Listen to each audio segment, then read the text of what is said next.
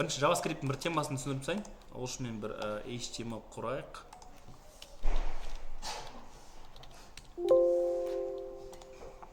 Оны да Sublime'ға жіберейік. Шық. Мынау вообще көрінбей қалды. Нормально ма? Пойдет, Ешчі айтып отырсыңдар ғой, ұнамай айтса. Так, мына жерде скриптпен, скрипт. Керек емес. Сразу скрипт жаза берейік осы жерге. Көріне ма? В общем, мынандай зат бар, мысалы, бізде бір объект бар деген.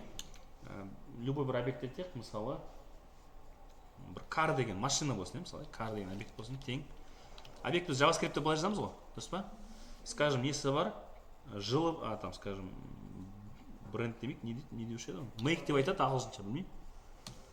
Бренд деп берейік, по идее, бренд дейік. Өтірікші. Бренд дейік, мысалы, там, Toyota, жылы дейік, year, там, 2020 дейік, осылай мысалы. Объект бар дейік, какой-то объект бар. Но чисто JavaScript народ. JavaScript фишкаларын көрсін. Мен не істей аламын? Мен тағы бір объект құра аламын, car2 деген, тең дей аламын. Тоже бір жаңа объект құрам, бірақ ол жаңа объектте мен не істегім келеді? Мына car деген ескі объекттің қасиеттері мен мәндерін осыған қосқым келеді. Сонда демек мен екінші объект car2. Тур осы бірінші объект секілді болсын дегім келеді, мысалы бренд Toyota болу керек, year 2020 болу керек, и тағы да бір нәрсе қосқым келеді үстіне. Түсінесің ма? Осы мәндер еще что-то үстіне. Ол үшін не істеймін мен? Алдыңғы объектті бүйтіп қосам. Өзің бір синтаксисі бар, бүйтіп қосасыңдар, 3 точка қойып. Демек мен мына объекттің бүкіл нелерін қосып отырмын, қасиет мәндерін қосып отырмын, и өтір қоямын да тағы бір нәрсе қосып аламын үстіне. Не қосып аламын? Ол қысқа бір нәрсе жоқ па? Марка деген бренд деп тұр ғой бізде. Несі ма? Давайте дейік, color дейік, дұрыс, color дейік. И скажем там black деген, мысалы, black. Сонан тиісті тексерейік. Console log. car2 дейік, дұрыс па? Дұрыс па? Console logпен тексерейік. Аны ашайық. Немен?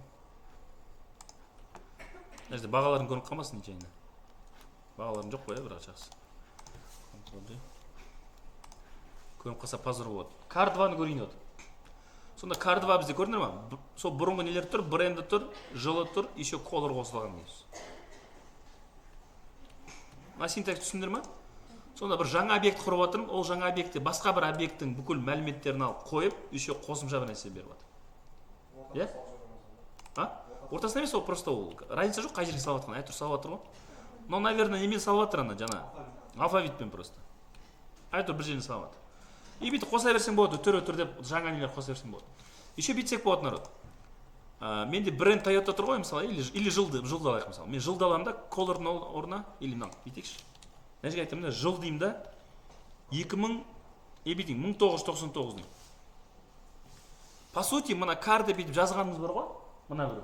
Ол не деген сөз? Ол по сути сен мынаны қойып тұрған, мына бір мәліметтерді қойып тұрсың деген сөз ғой, по сути. Бірақ мына жерде менде уже жыл бар ғой, мен тағы да жыл қосып тұрмын. JavaScript объектте бір қасиет екі рет қайталанбау керек. Year деген қасиет екі рет қайталанса, оны не істейді? Ол соңғы тұрған алады да, соны қалдырады да, мына бірінші тұрған өшіп тастайды, по сути. Түсінесің ма? Сонда мына жердегі year'ді өшіп тастайды да, мына соңғы тұрғанды алады. Енді тексерсек, сонда міне, жылы менде 1999 тұр. Екі рет қайталанбаған, көрдіңдер ма? Дұрыс қой, бұрынғы color келді, жылы өзгерді, басқа мәнге өзгерді, соңғы берген мәнге. Түсінді ма? Мынау просто JavaScript'in темасы қазір реакторда болады деген ғой. Мынау объекттермен, сұрақ болса сұраңдар. Кроме потерь. Например, екі кар жасасақ, и үшіншісіне сол екі карды... Істеп көрейік. Бірақ мына жерде кажется, ол екі рет жазу болмайды, жасап көрейік. Бір рет қана жазу болады секілді. Кар и типа былай, көрейік та. Мынаған басқа зат берейік, онда бүйтіп салайық. И мынаған тағы бір нәрсе беріп көрейік, якобы там. Make де көрейік, тең нәрсе. Болса күшті онда былай істесе. По идее, кар үш болады, болады екен, вообще тема. Дұрыс па? бренд алды, колорды алды, мейкті алды ма? Ер алды. Бәрін алды, дұрыс. Демек, былай сезім болады, иә. Бірақ ол бессмысленно емес па? Өйткені кар 2 уже кар 1-ді алып тұр ғой ішінде. Мен өзгертіп тастадым ғой, типа, видишь, басқа қылып тастадым. Жоқ, өзгергенде кар 2 алып тұр ғой, кар қойылғаннан кейін кар 2 қойылсаң, так уже өзгерген қойылды ма? Иә. То есть алдында тұрған кар бессмысленно алып тұр. Ішіндегі информация басқа. Sana kar. Мен информациясын өзгертіп тастадым, а так сен дұрыс айтасың. Жаңағы нәрсе болса, былай болса. Былай болса, кар деп, осылай. Онда сен тек мынаны алсаң болады. Тек кар 2-ні алып, и ары қарай қоссаң болады. Оны дұрыс айтып отырсың. Но мен әжеде ішін өзгертіп тастадым ғой. Мен әжеге make деп қойдым. Қайталанбай қойдым ғой. Онда смысл бар дегені ғой. Түсінесің ба? А так дұрыс айтады. Типа ананы қосып тұр ғой, зачем сен екеуін қосасың дейді, последний қоссашы дейді. Түсіндің ба? Иә? В общем, болады екен, түсіндіңдер, иә? Мынау объекттермен. Массивтермен тура сондай тема бар. Ұқсас тема бар. Мысалы, менде массив бар. Тең дейді бір сандар, бір нәрсе жазып қойып мысалы. 10, 20, 30 дейік. Например, иә? Тағы бір массив құра аламын. Не деймін мына жерге? Бұрынғы массивтің мәндерін аламын, оған еще 40-50 қоса аламын. Деген сияқты. Дұрыс па? Мынау басқа массив бірақ, екеуі екі массив қой. Мына массив бұрынғы массивтің элементтерін қабылдайды, алады, мынаны қосады ішіне, сонда. И плюс еще 40-50 қосады деген сөз. Дұрыс па? И мына жерге консоль-окпен көрсетсек. Міне, 10, 20, 30, 40-50. Түсінікті? Оның өзі бір аты бар, JavaScript-пен қарастырсақ болады, оның есімде жоқ. Әйтеуір сондай синтаксис бар. Бұрынғы бір нені қосып, объектті массив қосып, қосымша бір нәрсе беру деген. Түсінікті? Енді React-ға кете берейік. Сұрақ бар ма? Сұрақ жоқ па? Енді ұялтырып тастадық қой. Сұрашы, Фатима, сұрашы міне. Все, кеттік. Ау? Неме ол? Былай ма? Былай ма, Тима?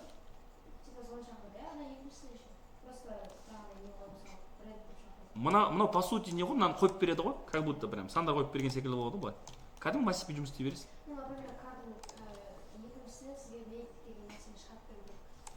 Неме шығарып беру керек? А, мында ма? Кардың 2-нің make-ін шығарып беру керек? Карт 3-тің make-ін шақырып саласың ба? Объект қой, мынау объект. Объект болса точкамен шақырасың. Мынау объект, а мынау массив. Точкамен шақыр. Объект біз точкамен жұмыс істейміз, как Java-дағылай. Все, сұрақ жоқ, Я справился. Кеттік, React-ға. Мынау уже почти болып жатыр екен. Қанша минут қалды? Секундтар қалды. Алсақ па или нами жұмыс істейік па? Алсақ, мынау қап-қара что-то ұнамай тұр да. Дәулетті сразу аша саламыз үшін. Пауза деген бар ма, жоқ па? Пауза жоқ екен, сори қазір. Бір чуть-чуть күте тұрыңыздар.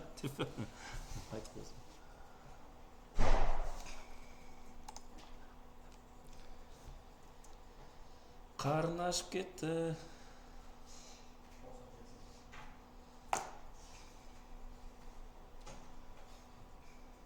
Кеттік. Тұқ. Принимаю. Тұқ.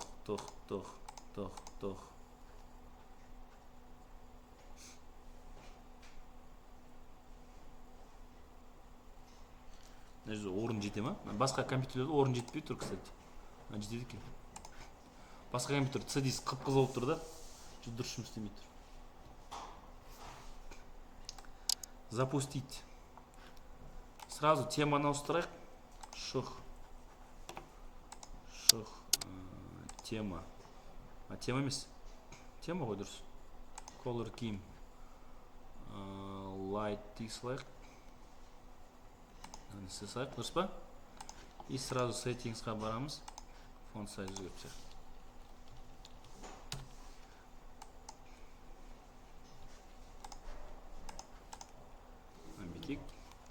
Мына жерге Open Folder дейік. React-ның ішінде Дәулетте ашамыз. Дәулетте ендігі жес бар. Дұрыс қой, нормально ма? Почерк? Ой, немет? Несі? Алло. Алейкум салам. жақсы сөз. Я сабақтамын, не болды?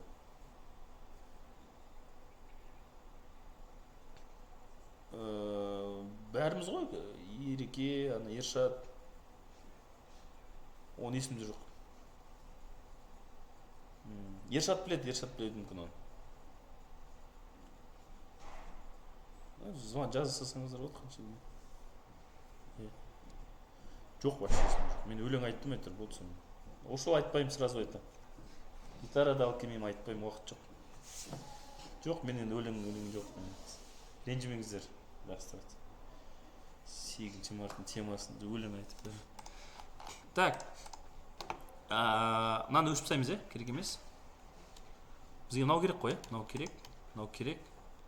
Деврут, мынау керек, былай тұрсын. Кет. Давайте бірінші стейтпен жұмыс істейміз, бірақ ана жолы стейтпен не істедік? Санмен жұмыс істедік, count дедік, не? Number дедік па, бір істедік қой? Енді сан сөз деген орнына массивпен и объектпен жұмыс істеп көрдік. Қалай объектпен жұмыс істеуге болады? Демек, объектті біз стейтқа қоямыз. Сол объект бақыланып тұрады үстінен. Объект өзгерткенде, set шақырғанда, set функция шақырғанда, компонентіміз апдейт болып тұрады. Компоненттің күйі деп айтсақ болады, компоненттің состояниесі деп айтады. Состояние компоненті дейді. Компоненттің күйі өзгергенде, демек бір айнымалымыз өзгеріп жатқанда, компонент жаңарып отырады деген. Түсінді? Кеттік. Ол үшін не істеймін? Мен бір не құрам? Бір компонент отдельно құрайын, чтобы соны жұмыс істеу үшін. Біз мынаны білеміз ғой, сразу дефолт, сразу экспорт дефолт деп жазуға болатынын білеміз ғой. Содан кейін не дейміз? Function. Компоненттің атын жаза саламын. Мен өтірік ата салдым, бұлай кете берсін. Потом return қыламыз. Бізде былай болсын. Қазір айтамын. Бізде былай болсын. Біз бірінші объектпен жұмыс істейміз, е? Объектпен жұмыс істесек былай болсын. Тық. Е? Мына жерге бір параграф құрайық. Мына жерге біз useState қолданайық. useState қалай қолданушы едік? Біз оны импорт жасау керек бізде. Мына жерде React қолданып тұрған жоқ, мына React алып тастайық та. Index.js-тан, мына жерден қолданамыз қазір. Мына жерге React-та да қоса салайық и запятой бүйтіп useState-та да қоса салайық. Типа бір файлдан екі зат қосып жатырмыз. По дефолту келген компонентті ма, не қосып жатырмыз, логикасын и бір какой-то функцияны қосып жатырмыз, е? Дұрыс па? useState деген функция естеріңде ме? useState қалай қолданушы едік біз бүйтеміз, е? Let болсын, const болсын, разница жоқ, былай. Ненің объектімен жұмыс істейік? Бірінші объекттен бастайық. Бір какой-то объектпен жұмыс істеу керек ішінде. 2-3 мәні бар. 3 мәні болсын.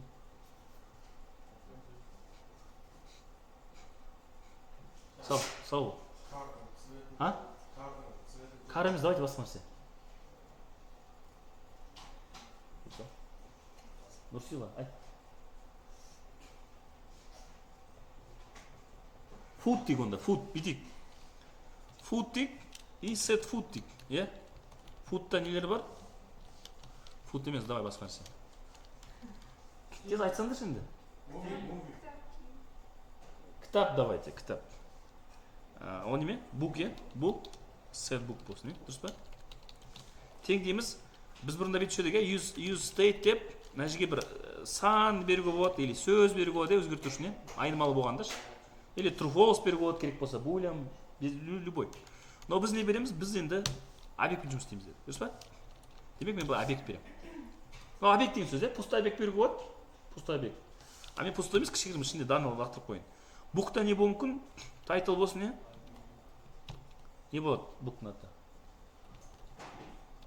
Абай жолы болсын. Жылы қашан еді оның?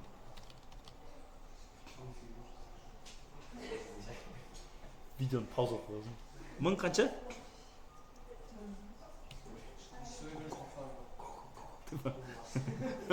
Короче, мың какой-то. Красавчик, все. Біз білеміз атақты. Содан кейін не бар тағы? Давайте, автор.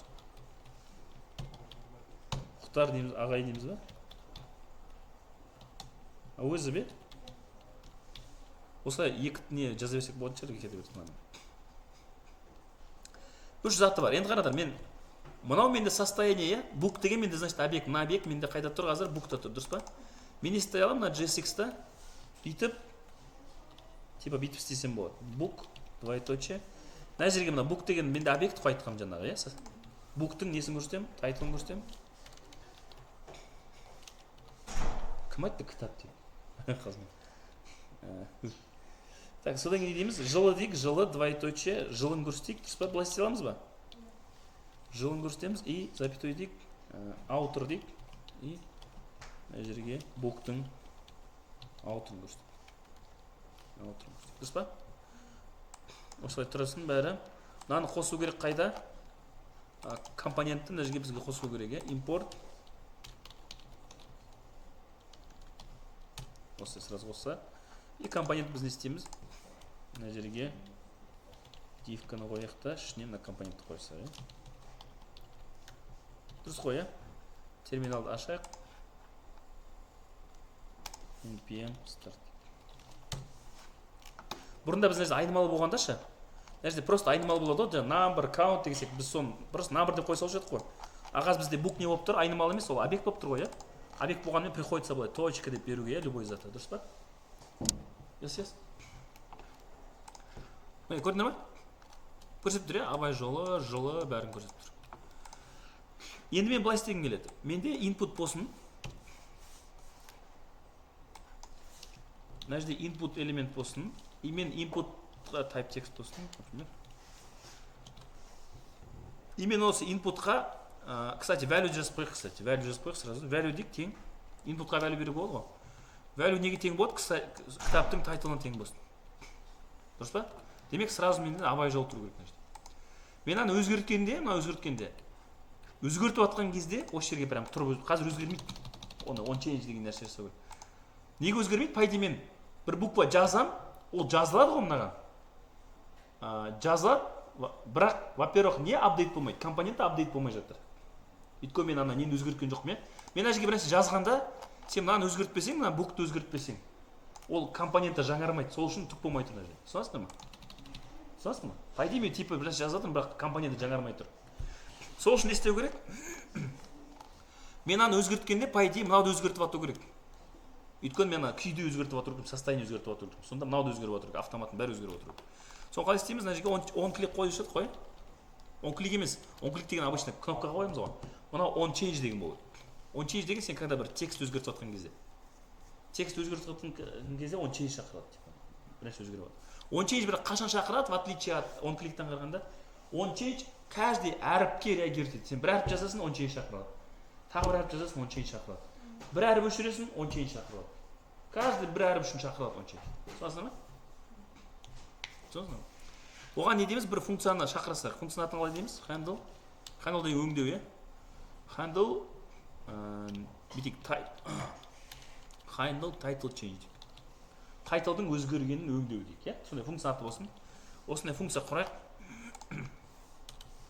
константа құрасақ тең стрелочный функция құра аламыз ғой былай стрелочный функция енді қараңдар былай істеу керек мен мына функцияны шақырғанда мына функцияның ішінде мен кім мені шақырғанын білу керекпін типа қай жерде жаңағы не болды on change қай жерде сработал бізде on change қай жерде сработал мына инпутта демек мен мына функцияның ішінде on change қай жерде шақырылды сол жерге барып сол инпутқа барып сол инпуттың value-ны алып алу керекпін өзгерген value-ны алып алу керекпін да сол value-ды мен мынаған жаңарту керекпін букқа салу керек түсінесіңдер ма еще раз түсіндірейін ба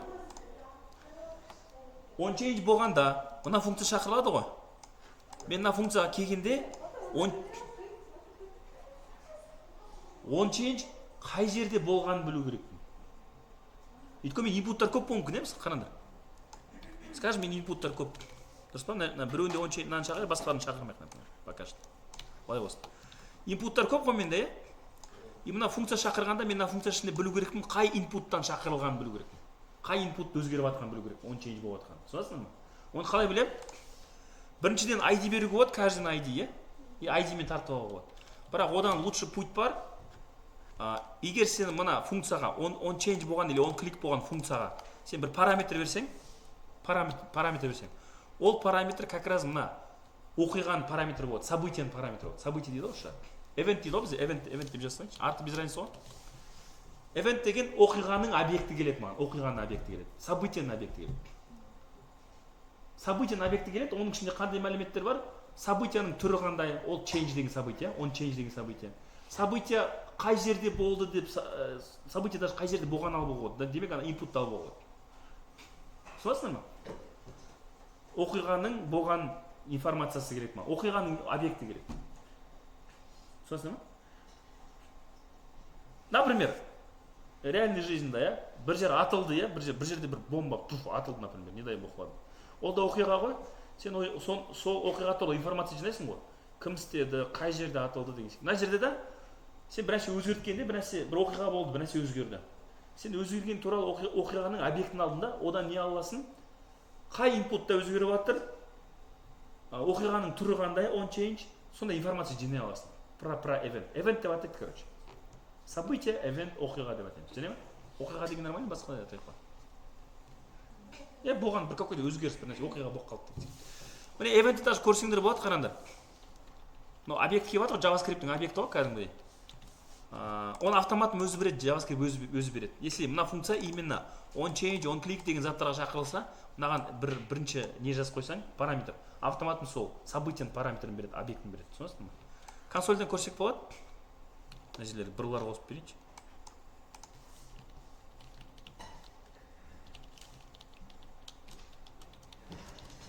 Бірлар қосып берейін. Қараңдар, нені ашайық? Пока ештеңке қарамадар, мен бір нәрсе өзгертіп жатырмын, например. Мына жерде сразу келеді. Міне, мынау объекттің, event деген объекттің осы. Ішін ашсаңдар, көп информация бар да, міне. Type change деп тұр, көрдіңдер ме, қараңдар? Қандай не болды? Тип, оқиғаның типі қандай? Change. On change деген сол ғой, change деген. Қандай эффект сработал? Change деген эффект сработал. Target дегенге барсаң, target деген мына input элемент беріп тұрады. Конкретно сол қай жерде on change болды, сол input элемент қайтарады саған. Түсінесіңдер ма? Демек маған target керек, on change қай жерде болған inputты алу үшін маған targetті қолдану керек. Демек мен не деймін? Просто бүйтіп көрсете аламын, қараңдар. Консоль логқа бүйтейік, event.target, демек мынау input элемент қой. Соның value-ын бүйтіп көрсетейін сендерге, консоль логқа. Просто проверка үшін. Түсінесің ме? Оқиғаның болған жерінің ішіндегі value деймін. Input-ның value ғой, по сути. Қайтадан обновить етемін. Міне абай жол бір нәрсе жазам. Көрдіңдер ме? Мен жазып жатқан по идее бүйтіп беріліп жатыр да, мына жерде. Көрдіңдер ме? Беріліп жатыр, но ол мына жерде өзгермейді, потому что компоненті жаңармай жатыр. Ол жаңарпай жатыр. Түсінікті? Енді мен істей аламын, болды ғой, мен инпутқа доступ бар енді, қай жерде оқиға болды, сол жердің инпутына доступ бар, дұрыс па? Енді мен істеймін. Мына set функциям бар ғой, setbook, дұрыс па? Setbook арқылы өзгертеміз ғой біз сізді. Не деймін? Setbook. Маған объект өзгерту керек, мына объекті. Несін өзгерту керек? Тек тайтылын өзгерту керек, Демек жаңағы секілді істеймін, мен новый объект құрам. Новый объект старый объектті қосады ішіне. Старый объектті қосады ішіне. Бірақ тек тайтылын мен жаңартам. Қалай жаңартам? event.target.value-ді алам. Мұның ішінде де тайтыл бар ғой, бірақ мынау оны жаңартып береді, помните? Тағы да қоссаң жаңартып береді. Yes? Көрейік па? Сразу мына жерде өзгереді, көрдіңдер ме? Бірақ мына шөл өзгеріп жатыр, өйткені мен шөлінен оқыған ғой. Мына арқылы өшпейміз. Мынау book.er болады, мынау book.outer болады. Енді абын айтсыңдар. Міне, мынауған өзгереді. Түсінесің ме? Біз уже объекттің ішіндегі бір нені өзгертіп жатырмыз. Қасиетін, объекттің қасиетін. Фатима, түсінді ғой?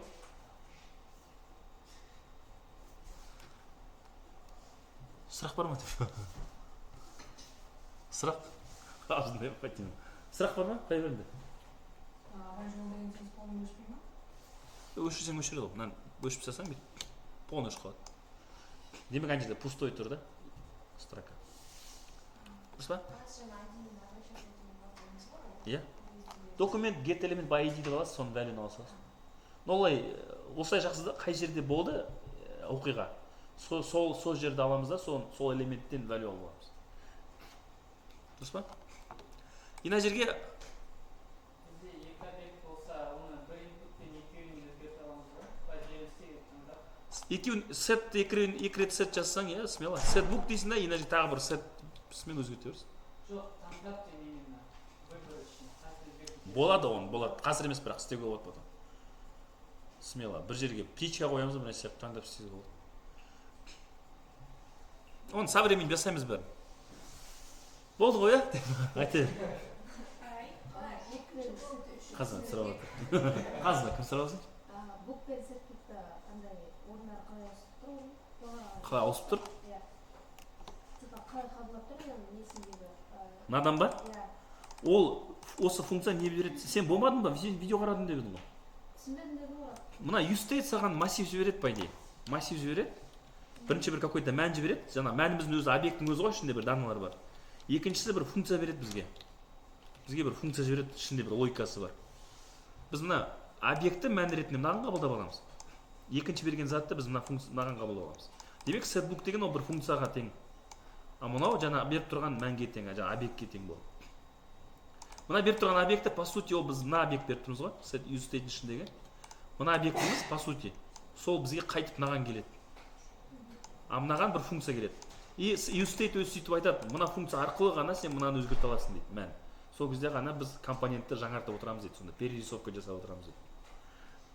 То есть мынаға setBook'ты араның ішінде қолданасың ба, или сыртында қолданасың ба? Я, мынау айнымалы кәдімгі. Мынау кәдімгі айнымалы, мынау мынандай зат, как будто. Мынандай зат қой. Мынандай зат қой, по идее. Мынандай зат қой, типа. Екеуі айнымалы, setBook та бір нәрсеге тең болады. И жаңағы setBook та book та бір нәрсеге тең. Мынау бір функцияға тең болып тұрады, как будто былай. Мынау бір какой-то бір объектке тең болып тұрады. Осы нәрсенің екі айнымалы құрудың просто қысқа түрі болып саналады, JavaScript-ның өз фишкасы ғой. Мынау массив құрып тұрған жоқпыз, біз екі айнымалы құрып тұрмыз. Просто бір строкада екі айнымалы құрып тұрмыз дейміз. Түсінікті ма? Yes? Давайте басқаларын ұрып тастайын мына жерге. Тез-тез, иә? И ары қарай немен кетейік. Мына жерде не болады? Handle не болады? Title емес. Year change болады, иә? Number болады онда, иә? Дұрыс па? Дұрыс па? Мына жерде handle outer change дейік. Пока осылай істей салайық, потом посложнее, каждый сабақ, народ, посложнее заттар көре береміз, пока осылай берейік. Title change, year change, и мынау не болады? Outer change болады. Мына жерде біз тек несін өзгертеміз. Мына жерде тоже сол қалады тема. Event дегенге уже мынаған year change'ға уже мынау келеді. Мына input келеді уже. Өйткені сол жерде шақырып жатырмыз ғой бізден. Каждый өз инпуты келеді eventпен. Дұрыс па? Событияны. И сол жерден аламыз да, мына жерде өзгертеміз тек жылды. Мына жерде өзгертеміз тек outer'ды. Все. А так логика сол бұрынғы болады. Демек, мына жерде өзгертеді. Мына жерде өзгереді. Мынау авторын өзгертеді. Түсінді ма?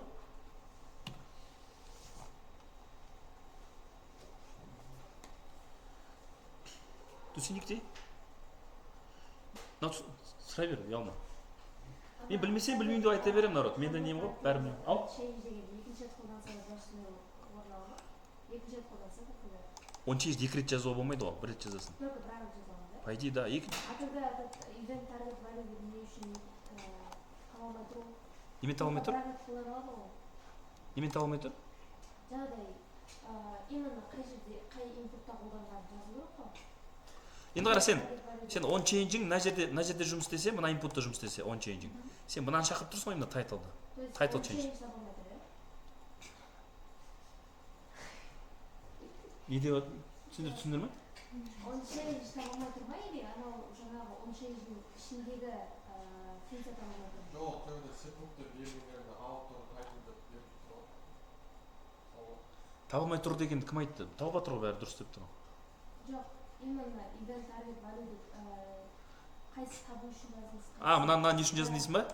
Сен event болмаса, по сути, үш инпуттың біреуі мына функцияны шақырады ғой, а қайсы шақырғанын уже білмейсің. Мына функцияны кім шақырғанын білмей қаламыз. Қай инпут шақырғанын білмей қаламыз. Exception қайтарғанда сенде event деген объектке доступ болмайды. Мына жерде ошибка қайтарады event деп жазсаң. Сен оны как параметр ретінде жазсаң ғана, JavaScript былай жұмыс істейді ғой, сен параметр указал, значит ол event керек болған. Event керек болып тұр, оқиғаның объекті керек болып тұр дейді да, оқиғаның объектін береді. Оқиғаның объектінде не бар информация? Қай факт, қай элементтен бізге on change нетіп тұр, шақырып тұр. Қай элементте on change сработал, соны береді бізге. Сонысың ба? Сен мысалы бір функцияң бар, сен функцияны орындап жатсың, сен функция орындап жатқанда қай жерде өзгеріс болғанын білу керексің. Қалай білесің? или сені кім шақырған білу керексің, сен оны біле алмайсың жерде. Қай on change сен шақырған қайдан білесің, айтшы мысалы. Міне сен, скажем, on change деген тема жоқ, сен мына функцияны сен орындап жатсың уже. Сені кім шақырғанын қайдан білесің? Үш input бар, үш input'тың қай жері сен шақырғанын білмейсің ғой. Соны білу үшін. Типа мені функцияны кім шақырды білу үшін, мына жерге event беріледі, оқиғаның объекті беріледі. Сен оқиғаның объекті арқылы нені біле аласың? Target деген сол оқиға қай элементте пайда болды. Дұрыс па? Қай элемент өзгеріп жатқанда осы оқиға пайда болды деген сөз ғой. Дұрыс па? Түсінесің ба? Оңай жол ғой енді. Сенде мың input болады, сен бәрін ID беріп жатпайсың ғой. Сен қай input жұмыс істеді, сол input'тың оқиға арқылы сен қай input'тан шақырғанын біліп аласың, болды. Жоқ, бұл жерде константа деп бір ат беріпті да, и ол атты только бір рет қолданып тұр ғой. Именно сол атты бір рет қолданған жерге шақырсам басқа.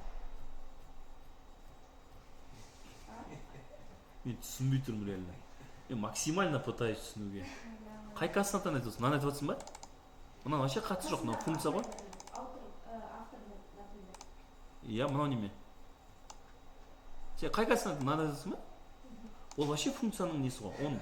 Оны let дей сал, разница жоқ. Мынау функцияның аты ғой? Ол функцияның аты просто. Я, а сен хочешь как сделать? Типа андай ма? А, ты хочешь вот так сделать? Просто мына жерде видишь, бір жерде ер жазу керек, бір жерде автор жазу керек, сол үшін үш функция қылдым. Бірінші сұрақ мындай болған. Неге аның екеуін, неге біреуін екі рет шақырмасқа деген. Например, атын екі рет өзгерту. Мына бір функцияны екі рет шақыру үшін, иә? Бір моментте ма? Иә. Не үшін екі рет шақырасың сен? Екі рет одно и то же значение бересің ба? То есть бір атты екі рет берейін депсің ба? Не үшін? Ну, просто так логично. Онда бит аласың сен, тағы бір функция құра аласың да, тағы бір функция, иә, например, иә? Соны мына жерін екі рет шақыра аласың онда. Дұрыс па? Уже вложенность істей аласың. Мынаны шақырасың, мынаның ішінде бір функцияны екі рет шақырсаң болады. Керек болып жатса. Ол темаға да келеміз, оның да бір фишкалары бар, кстати. Бір нәрсені екі рет шақырып қалсаң, күй екі рет ауыспай қалады андай. Соңғы ауысқанын ғана алатын болады. Оған да келеміз. Ондай тема бар. Жүре берейік, иә? Қазір көрмей қаламыз просто. Мына оңай еще. Қазір ауырына барайын деп жатырмыз. Кішкене массив университетіне. Мынау түсінікті деп ойлаймын, кеттік. Неме күліп жатсыңдар, дұрыс сұрақ қойып отыр, просто қатты кетіп жатыр да философияға. Даже мен түсінбей жатырмын ана теманы. Мен де өзімді бұрында философия етуші едім. Фатимадан кейін уже отырып қалдым. Не до философия. Экспорт, дефолт. Өмірдің несімен кетеді онда. Неге олай? Function. Иә, бүкіл мәнді іздейді. Неге? Дұрыс по идее, ол жақсы тема. Просто мен де прям зверь емеспін, қатты кететін. Айтып пытаюсь деп па? Кете берейік. Енді мынау не болды? Объект болды ма жаңа? Енді массивпен. Массивтің көкесін көрейік.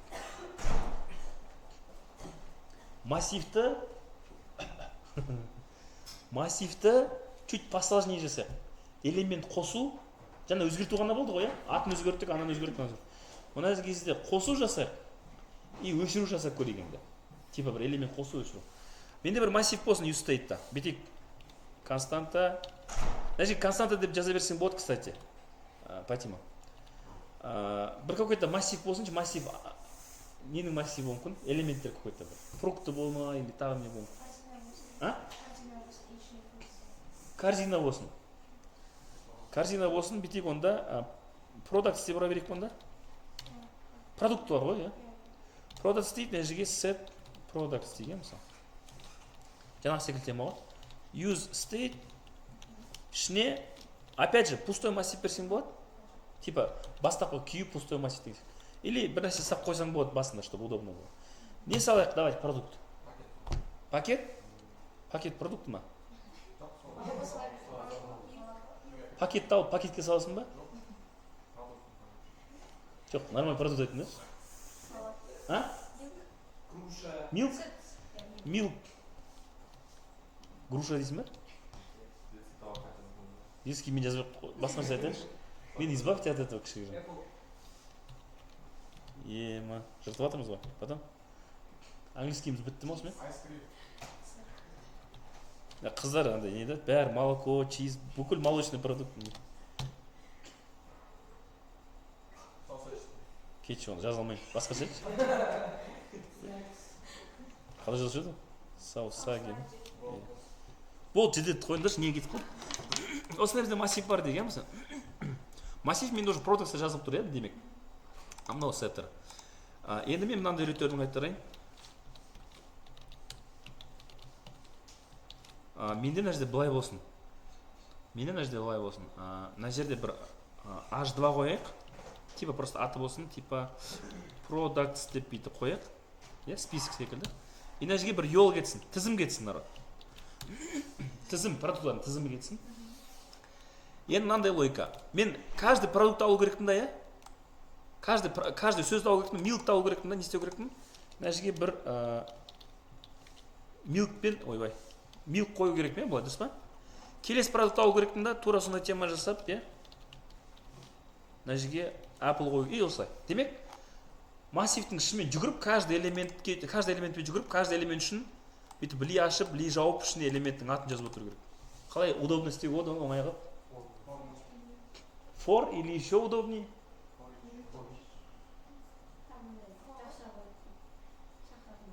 Иә, сол қалай. Мәп па? Мәп істеп өт қараңдар. Мәп, помните, каждый нені атып, андай тема болып шығады ғой, milk аласыңдар да, типа, өзің бір нәрсе жасайсың, өзің құрасың. Мысалы, сенде milk бар ма? Собачка, нархоз, KZ деп, помните? Ана жерде просто біз нархоз KZ-дің орнына ли қосып беріп отырамыз. Дұрыс па? Каждый элемент үшін бір нәрсе қылып өзгеріс жасаймыз. Солай удобно. Енді давайте бүйтейік оны. Оны біз былай жасаймыз. Ол все-таки JavaScript код болады ғой жаңа. Массивке кіреміз, бүйтеміз, оны бүйту керек. Айнымалын бүйтіп жазып жатыр ғой, айнымалын атын, помните, X деп былай. Бүйтеміз и бүйтеміз. Массив менде продукт қой. Продукттың каждый элементімен жүгіреміз. Продукттың каждый элементімен мәппен жүгіреміз. Мәптің ішіне не беруші едік? Стрелочный функция, иә, андай, көрсеткіш функция. Демек, көрсеткіш функция береміз, былай. Дұрыс па? И мына жерге не береміз? Бір какой-то не, иә, какой-то продукт или прод дейсілер. Дұрыс па? Помните, мына жерге каждый продукт келеді, мынаған не келеді? Бірінші milk келеді мынаған, иә, потом apple келеді, помните? Солай жұмыс істеуші ғой мәптің өзі. И каждый продуктқа не істейміз? Return дейміз, обязательно return болу керек, народ. Неге return жазу керек? Потому что біз мына жерде фигурный шопқа ашып қойдық, ашпасақ return жазбасақ болушы еді, помните? Көрсеткіш функцияда. Return дейміз. И кәдімгідей бүйтеміз. Li, дұрыс па? Li. Мына жерге просто prod деп жазу болмайды, а то prod деп сөзді бөлек қалады. Оны как айнымалы ретінде былай жазу керек. Демек, мына UL-дың ішіне не болады? Каждый продуктпен жүгіріп, каждый продукты осылай liға қоршап, соны қайтарсақ, қайтару деген, значит, мына UL-дың ішіне тақап қойып жатырмыз деген сөз. UL-дың ішіне құрып жатырмыз деген сөз. Сонсыздар ма? Көрейік. Ой. Comp A, дұрыс па? И мына жерге Comp A. Басқа компания, міне. Көрді ма? Return, кстати, жасау керек. Return ұмытып кетсеңдер. Return ұмытып кетсеңдер, ол ана неге қоймайды да, HTML-ға JSX-қа қойып бермейді.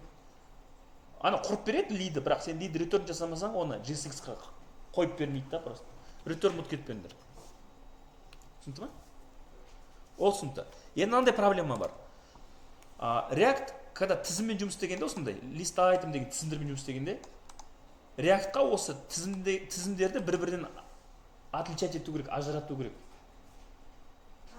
Потому что React оны біреуін қазір өшірсек, біреуін қоссақ, қайсысын қосып отырмыз, қайсысын өшіріп отырмыз білу керек. Тізімде элемент көп қой. React оларды бір-бірінен ажырату керек, отличать ету керек.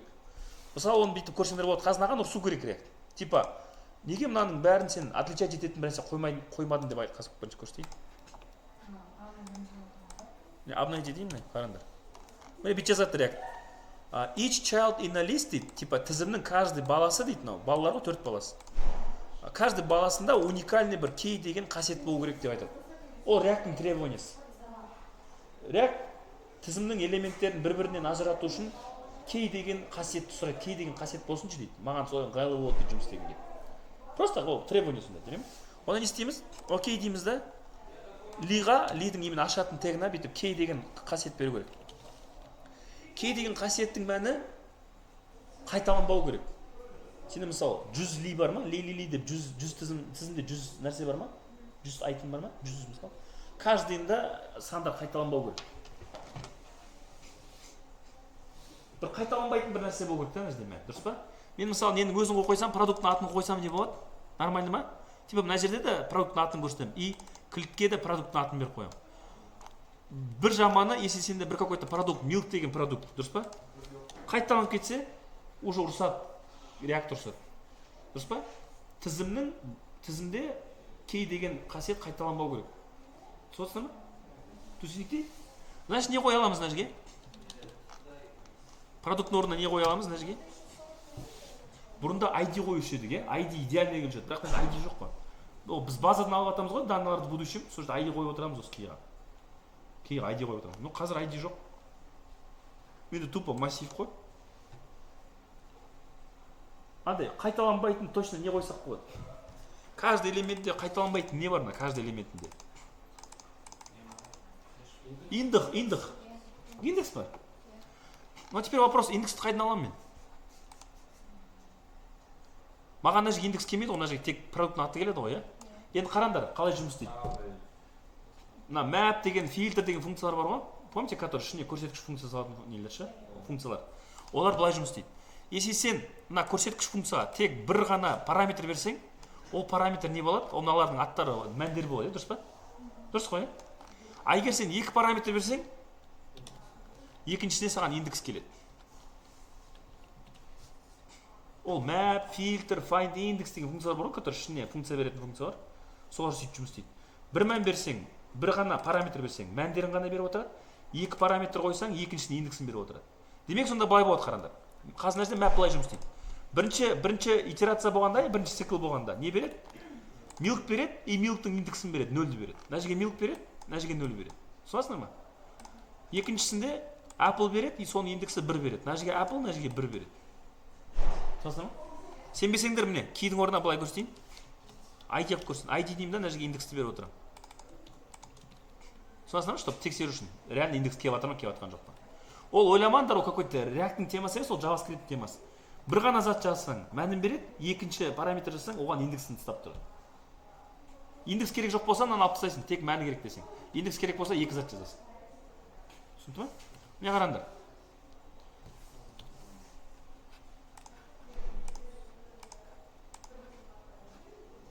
Көрсің ID 0, 1, 2, 3, ID-ін беріп жатыр. Ой, индексін беріп жатыр. Көрсің? Демек мен оны не үшін қолданамын? Кей үшін қолданамын. Кей үшін қолдансам ұрсам, ұрыспай ма көрейік. Енді Ctrl-J деймін. Консоль деймін. Обновить етемін. Көрдің ме? Жаңағы ашып кетіп қалды. Жаңағы ашып кетіп қалды. Кей деген болу керек. Болды, мынау прям қатты мәні жоқ, просто тізіммен жұмыс істегенде бір кей деген қасиет беріп отыру керек. React-қа солай удобно жұмыс істеген. Түсінді ме? Дұрыс па? Қиын болып кетті ме? Басқа? Жансерік? Есіңіз? Дәме? Кетті. Енді мен не істегім келеді? Лидан кейін мен енді қоямын, народ. Қазір айтам. Бір input қояйын. Input қояйын, type текст болсын, и мына жерге бір button қояйын. Input'тан кейін button бейте салайыншы, бір дей салайыншы. 45-ке дейін бізде. Button, не деймін, add дей салайыншы просто. Смысл мынандай. Мына жерге бір какой-то не қосам, там, скажем, pineapple деген бір нені қосам. Деймін да, add дегенде мынаған қосып қалу керек. Демек мен уже күйді өзгерту керекпін. State өзгерту керек, ме? Соған массивке бір зат қосып беру керек. Оны қалай істейміз? Именно бірақ кнопкаға басқанда қосылу керек. Я последний қосып салу керек.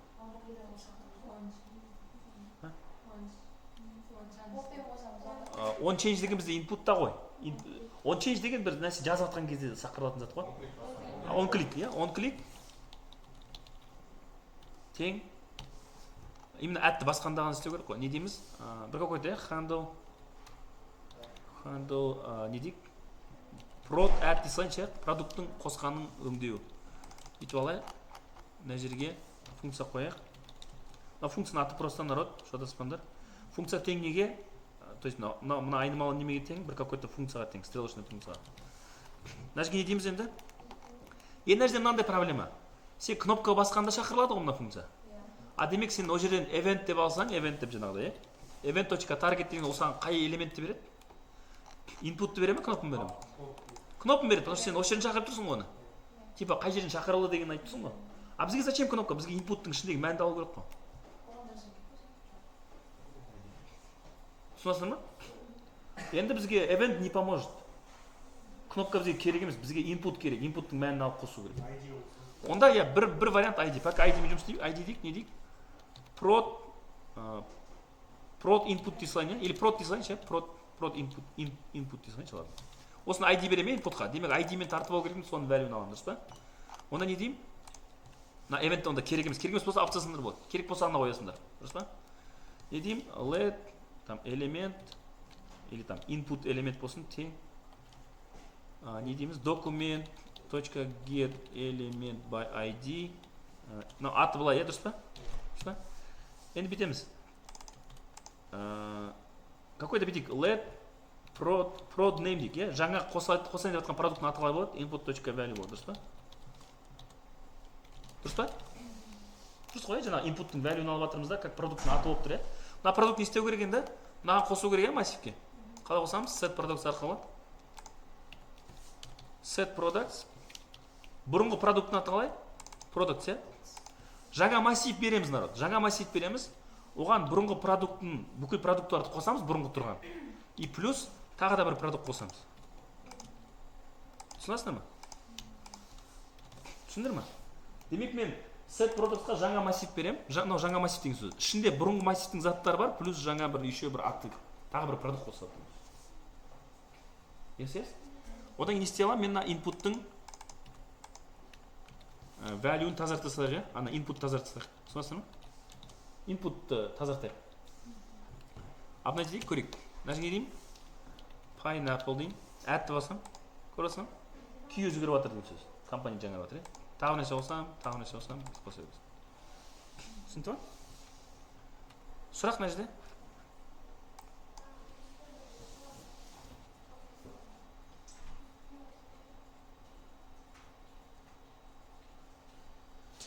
Input элементті алып алдым, соның value-ын алдым, то есть бір новый қосатын продукт алдым, сол продукт осыға қостым, Мынау не деген сөз? Всегда фигурный, квадрат көп ашқанда, демек сен новый массив беріп жатсың деген сөз. Старый емес емес, вообще новый массив. Енді құрып жатырмыз массив. Енді құрып жатырмыз, оның ішіне бұрынғы массивтің заттары кіреді, и жаңа бір тағы бір продукт кіреді деп, соны маған берсең, ол алады да, осы массивті алады да, старый массивті орнына мынаны қойып береді, новый массив қойып береді. Дұрыс па? И мынаны тазартамыз, инпутты тазартып береміз. Енді одан да чуть қиынырақ зат, если сұрақ болмаса. Мынаны басқанда, мына Apple'ды басам, мысалы, кнопкамен, мышкамен басам, Apple'ға барам да. Мышкамен басқанда, он клик болғанда. Бұл уже кнопкаға емес бірақ, неге? Ли ма, элемент, лиға. Басқағанда өшіп қалу керек. Бір басқағанда өшіп қалу керек, чизға басам өшіп қалу керек деген секілді. Соны істеу керек.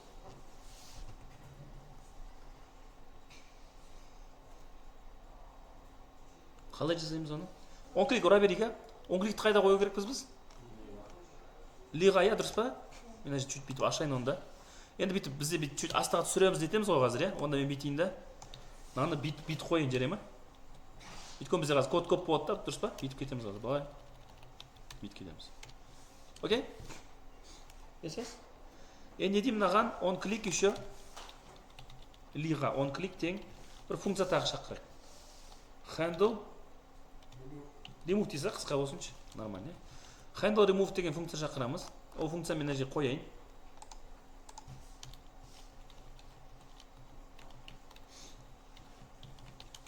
Дұрыс па? Енді самый қиын жерде handle remove шақырылғанда біз мынаған не бере аламыз ғой, кстати, event. Типа event арқылы не тапқымыз келіп жатыр?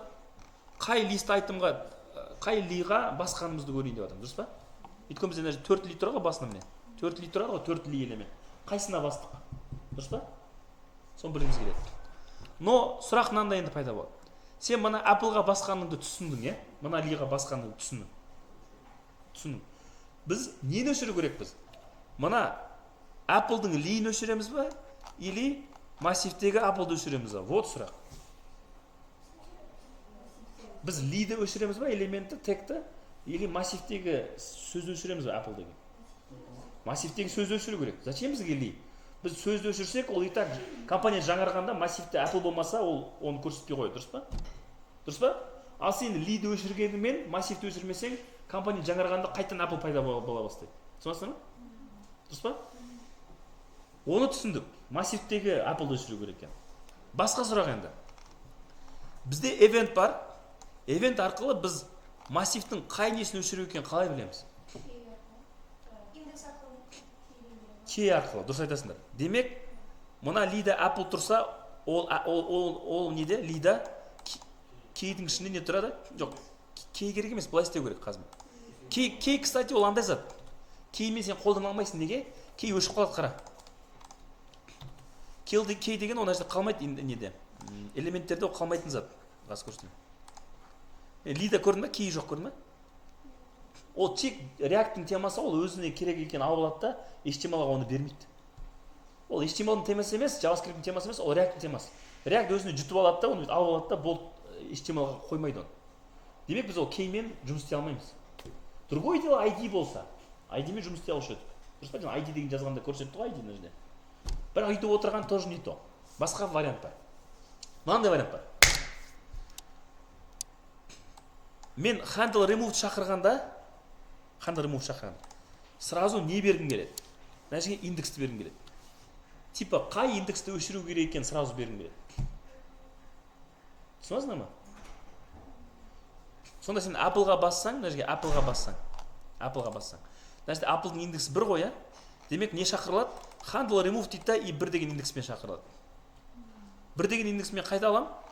Демек, мына жерге уже event келмейді, мына жерге не келеді? Индекс келеді. Өйткені конкретно параметр беріп атсаң, значит, сол параметр келеді. А егер сен параметр бермесең, онда event келеді. Мына жерге event десең, онда event келеді. Түсінесіңдер ме? Ну, обязательно event емес. Любой нәрсе жазсаң, айтыр жаңағы оқиғаның объекті келеді. Егер сен түк жібермесең, қана оқиға келеді. А егер сен индекс жіберіп тұрсаң, значит, бір сан келеді, индекс келеді. Түсінесіңдер ме? Түсінесіңдер ғой? Yes. Түсіндікті ме? Демек, функцияны сразу индекспен шақырам. Remove деген функция шақырам да, сразу индекс берем. 1 деген өшір, или 2-ні өшір, 3-ті өшір деп. Өшіретін продукттың индексін берем. Мына жерде бірақ басқа проблема туындайды. Қандай?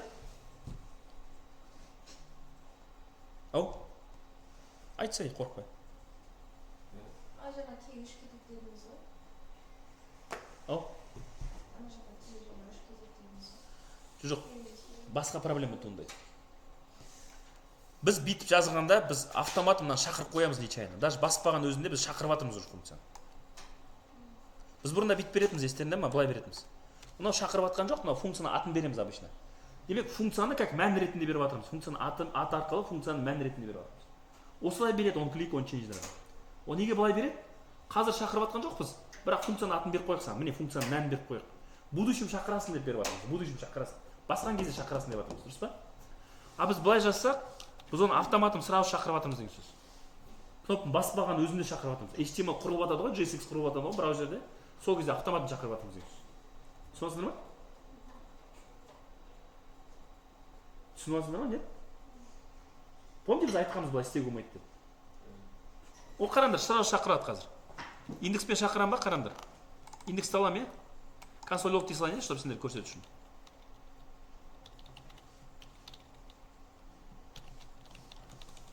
Дұрыс па? Қараңдар. Консольға барам. Көрдің ба? Бәрі индекспен сразу шақырып, 4-ін шақырып тастайды. Ол неге 4-ін шақырады? Өйткені құрып атқан кезде шақырады сразу. Мен даже әлі басқан жоқ болған, сразу шақырады 4-ін. А мен өйтіп бере алмаймын ғой мен өйтіп, дұрыс па?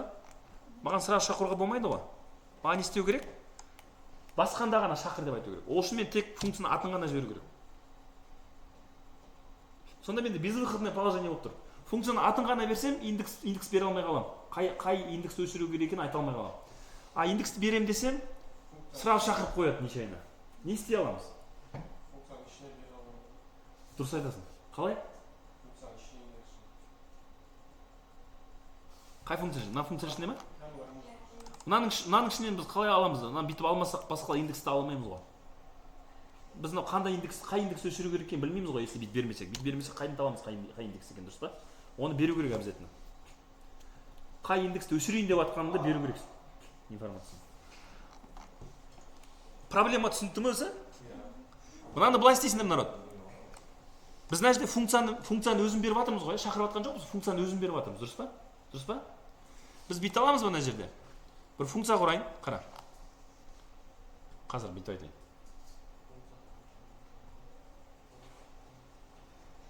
Қазір тоқта.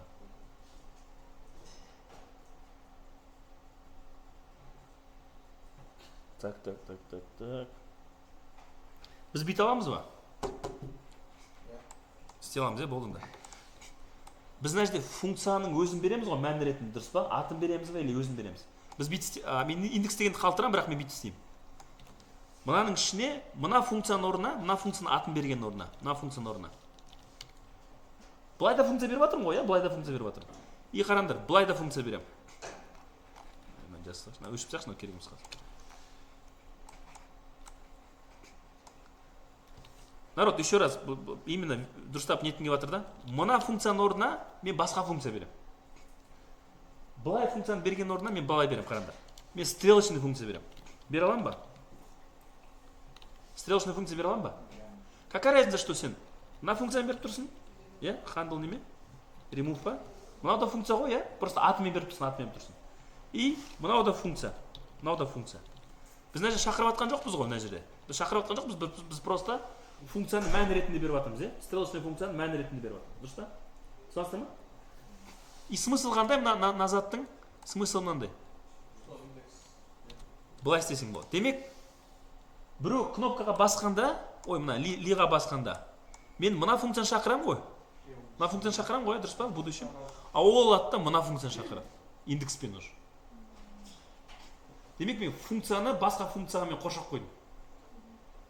Мынау хитрый ход ғой просто. Хитрый ход. Логиканы түсіндіңдер ме? Енді қараңдар, еще раз түсіндірем. Мына жерде сен не так функция беріп тұрсың. Функция шақырып тұрған жоқсың, функцияны беріп тұрсың мән ретінде. Мына жерде сен тоже мына функцияны беріп тұрсың уже, мына функцияны беріп тұрсың. Стрелочный функцияны мән ретінде беріп тұрсың. Сонда сен біреу клик жасағанда, ол мына функцияны шақырады, который ішінде басқа функцияны шақырады.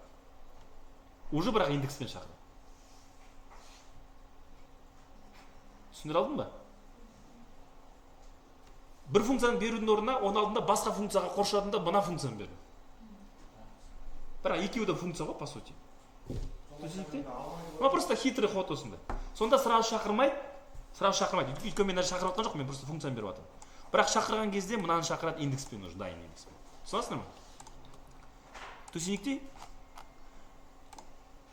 Yes.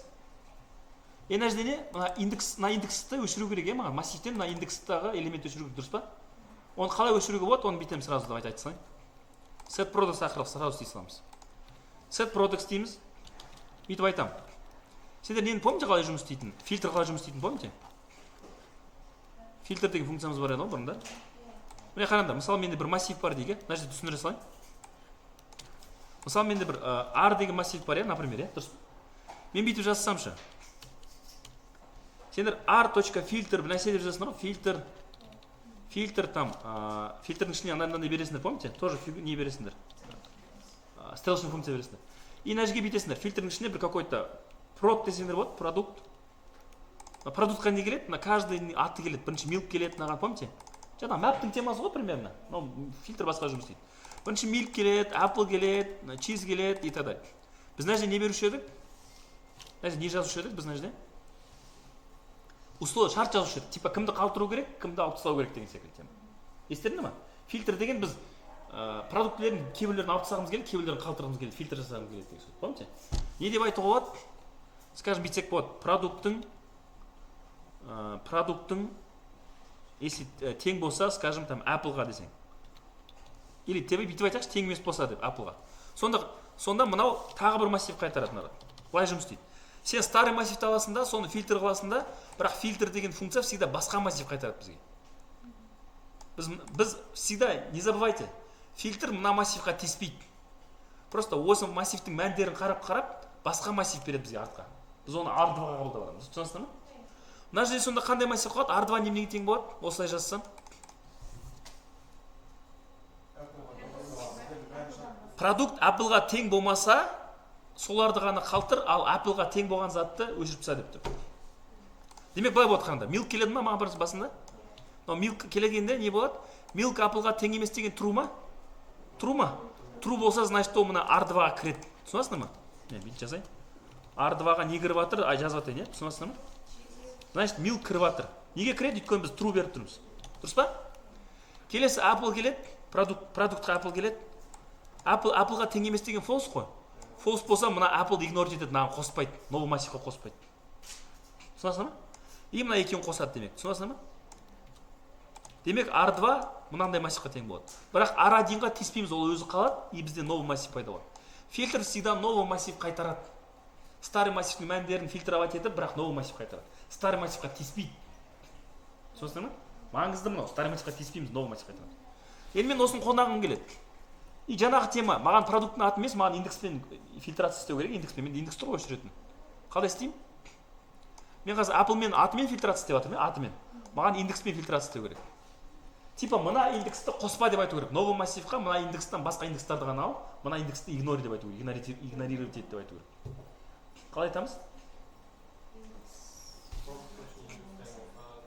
Помните, айтып едім сендерге, бір параметр жіберсеңдер атын береді, тағы бір параметр жіберсеңдер индекспен береді. Мына жерге, значит, не келеді? Milk келеді, 0 келеді. Apple келеді, 1 келеді. Естідіңдер ме? Мен не деймін мына жерге просто? Мына индекс тең емес, мына өшірейін деп жатқан индексқа, дұрыс па? Бір емес, мына индекс қана. Кеп тұр ғой маған индекс. Демек, индексі мынаған тең емес болса, жаңа массивқа қабылдай береміз. А кімнің индексі мына индексқа тең болып қалады, сонда false болғанда, соны қабылдамаймыз. Түсінесіңдер ме? Давайте жазып көрсетейінші, былай көрсетейін. Түсінікті ғой мен, R-ны алсылайын.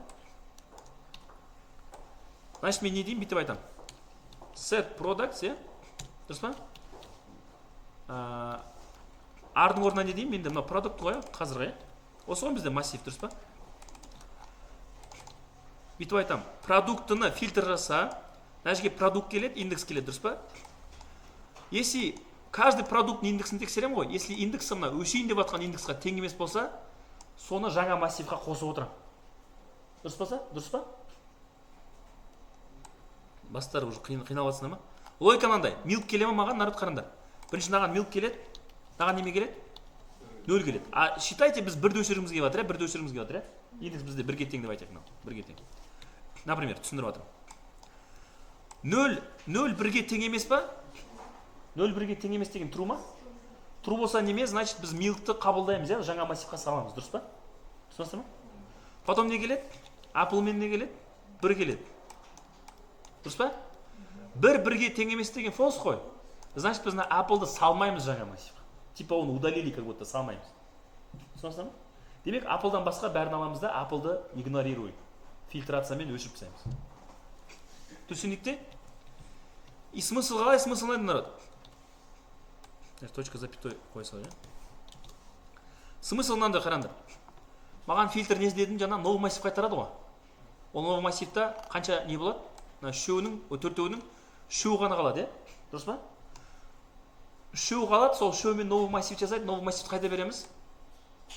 Set productқа береміз. Демек, set product не істейді? Старый массивте 4 элементі бар. Өшіреді да новый массивті қояды, который 3 элементі бар. Бұл. Түсінікті? Көрейік па? Appleға басам. Milk'қа басам. Е? Sausage, cheese. Қоса бересіңдер. Басам.